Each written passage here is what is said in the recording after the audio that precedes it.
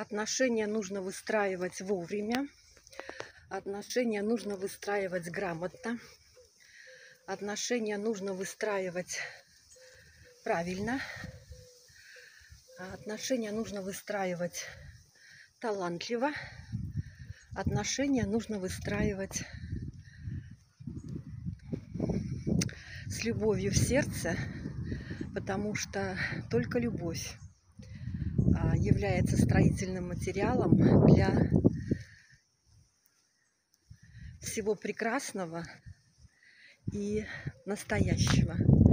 Поэтому строить отношения нужно только по любви и только с чистым сердцем.